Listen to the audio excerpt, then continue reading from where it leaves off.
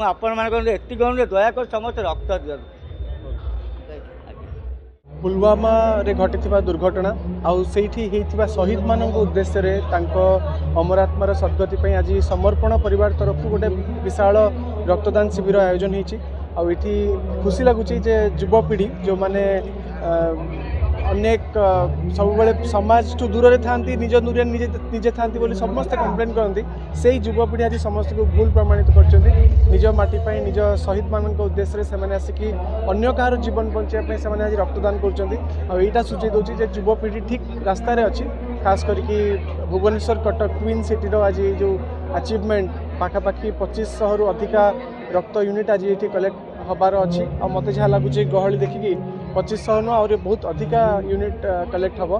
तो यहाँ खाली भुवनेश्वर कटक नुहे यही युवशक्ति सारा भारत में सारा ओडिशा रे ये रक्तदान गोटे परंपरा को बजाय रखा दरकार कहीं जितेबाला दुर्घटना हुए जितेबाला गोटे अघटन घटे से रक्तपाई अनेक हाहाकार हो जाए गोटे परिवार गोटे रक्त गोटे पैकेट पाइबापी से माने बहुत संग्राम करती। तो मो हिसाब से यही पदक्षेप एनजीओ माने विभिन्न स्वेच्छासेवी अनुष्ठान माने स्वेच्छासेवी माने निज आड़ू स्वतःप्रवृत्त भाव करवा दरकार। भाई बहुत जगह देखी ब्लड डोनेशन कैंप देखी जो आयोजन केमती लगुच आयोजन निहाती भाव में अधिकारु अधिका स्वेच्छासेवी को आकृष्ट करे एवं जो रक्तदान गोटे कथा थाए से बहुत कथा केयरफुली करा जाए सानिटेशन सहित केमती भल भाव रक्तदान करा जहाँफल कि कौन संक्रमण न हो ता प्रति यथेष्ट ध्यान देते आज आयोजक।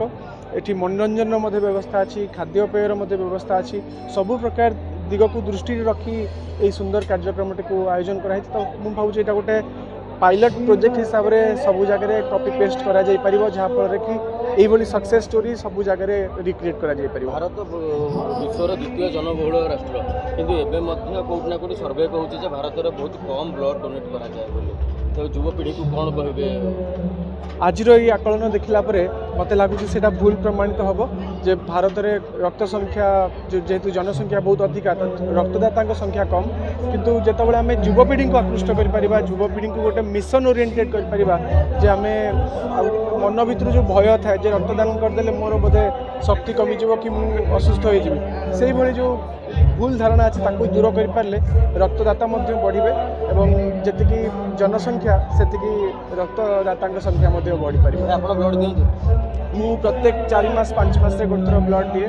इनफैक्ट मु रेड क्रॉस जेहेतु गोटे गवर्निंग बॉडी मेंबर अच्छी तो मुझा मोर गोटे व्रत हिसाब से पालन करे और प्रत्येक जगार जितेबाला कौटी गोटे जेहेतु ओ पॉजिटिव यूनिवर्सल डोनर तो सब रक्तर आवश्यकता थाए रेगुलर गोटे डोनर ब्लड देला ब्लड डोनेट कला माने देह भल सुस्थ रहे बोली आपनकर माने सुस्थ रहिबार राज सेटा मु जेबे प्रथम थर पई रक्तदान करथिली सेतबेले मते बहुत नर्वस लागितिला देह झाई झाई जाइतिला किंतु रिकवर कला परे ठीक 5 मिनिट पर मते संपूर्ण सुस्थ लगिला। तो से जो भय पे मते सेमति लागितिला सेटा मु हृदयंगम करथिली एवं ता परठू केबे आ कोनोसी असुविधा आइनी इंजेक्शन नेले जेमति लागे बस सेमति पिंपुड़ी कामुडला बडे लागिवो किंतु किछि असुविधा होबे।